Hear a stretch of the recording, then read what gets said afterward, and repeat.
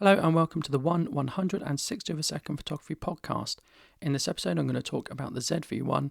I'm going to give a review of the ZV1 for photographers and for videographers and for hybrid shooters like me. It's been promoted as a vlogging camera. You can walk around, film yourself, get shallow depth of field, have a skin beauty thing, but it is still a camera. So it does do photography and it does do all those things. So let's get in and talk about it. So it's really useful for me because it's a really compact camera, which is something I really like. And it's good for video and it's good for photography. Now I do both, and at the moment I'm doing more video because of the pandemic. I'm not getting out doing much photography, but I could use this for photography, and I think I could use this for portrait shoots because it's got a 24-70 f1.8 to 2.8 lens. And it's got a built-in ND filter, so I could shoot at 1.8. If I go to 70, I'm going to be at 2.8. So I could probably just get away with using this for a portrait shoot. It's got eye autofocus, and the autofocus is really quick and really consistent, and it locks on. It will lock onto faces and it will lock onto eyes, and it's really good in that regard. It shoots RAW. It's got a 20 megapixel sensor. As I said, it's got a soft skin effect, and I've tried it. I probably won't use it. I'd probably just edit the picture in an editing program like Photoshop or equivalent, rather than bake it into the shots using the artificial skin softening effects. I really like the custom white balance setting. That's good.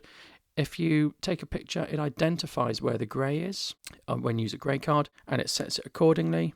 It has image stabilization, both digital and optical, and yeah, it's quite good. It's Sony's steady shot. It has interval shooting, which is good. However, it just keeps the individual files. It doesn't process them into a movie. You've got to do that later.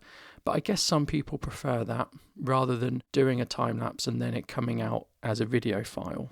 I quite like the panorama mode as well. It's got lots and lots of modes. It's got modes for video. It's got all the modes for photography. And the panorama mode is quite good.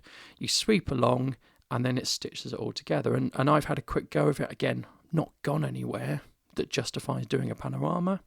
But I've had a quick go of it and I was very impressed with the results. And then when you play it back, you can scroll through it and it just automatically does it and goes through and uses the full width of the LCD.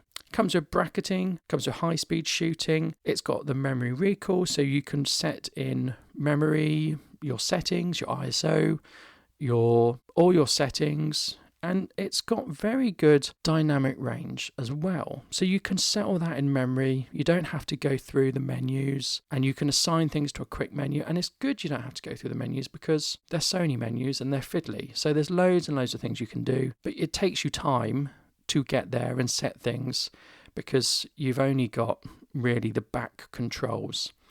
It does have a touchscreen, but you can only touch for focusing. You can't navigate through the menus with the touchscreen. So being able to set a memory recall is really quite useful. So really, it's an RX100 with some good video features. Now, I like the RX100 series of cameras.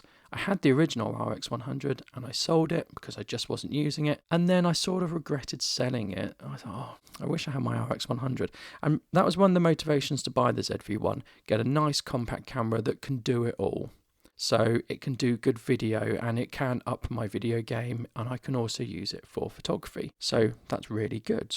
So I think the photography is good. It's not sold as a photography camera. It's missing a viewfinder, but I think it's quite good for taking out. It's small and it will fit in your pocket. You open up the LCD and the lens shoots out and you're ready to shoot. So you can leave it in manual mode. You can leave it in aperture priority.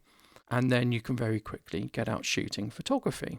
Let's talk about video now. So we can go up to 4K at 100 megabits per second, and we can shoot in log profiles. So we can recover a lot of dynamic range in video. So I'm starting to shoot in HLG, which has the ISO at 250, and the base ISO at 250.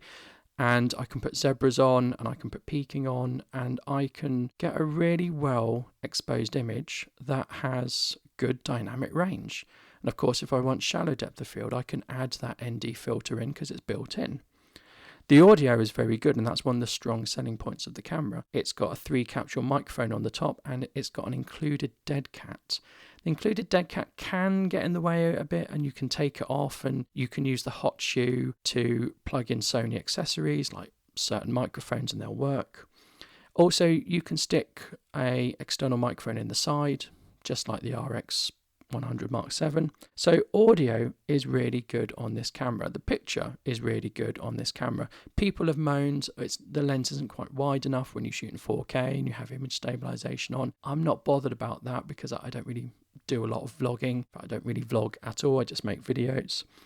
And talking of image stabilization, it's good, but if you want really smooth, I'd still put it on a gimbal. It has good high frame rate shooting. So obviously the higher the frame rate, I think you can go up to something like 960 frames per second. The higher you go, the lower the quality is going to be. But, you know, you can easily shoot 120 frames per second and it's very good. You don't have to go to the extreme of 960, and you can shoot 4K 60. So even you don't have to go into the high frame rate mode to get a suitable slow motion.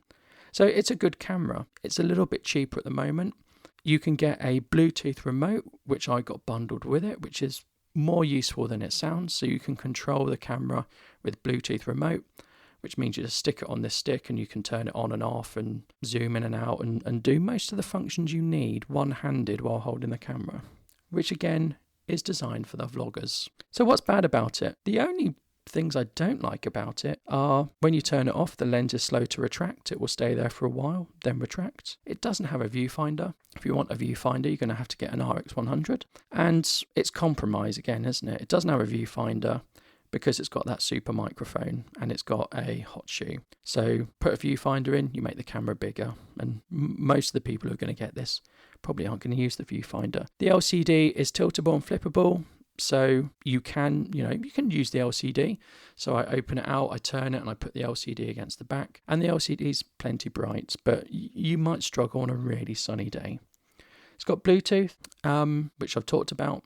And I found that doesn't drain the battery. I found the battery to be not brilliant. The battery doesn't have a high capacity, but you can charge from USB. So you can just top it up with USB, or you can keep it going and ticking over with USB. So rather than buy a second battery, which are fairly expensive, you're going to be looking between £30 and £50, just take a USB power bank with you, because we've all got one. And you can adjust everything on this camera and in this camera. But of course, you've got those Sony menus. So you can go and adjust everything, but you're jumping into the menu. So adjustments can be a little bit fiddly. Like I said, you can add things to quick menus, and it means it doesn't take so much time. But it's a small camera. The touchscreen doesn't work for menus, and there's loads of things you can activate and deactivate. So it's going to be fiddly. But it's a good camera. It's a good second camera. For me, it's going to become my primary video camera, and it's probably going to be my secondary photography camera. It's a good hybrid, and I recommend it.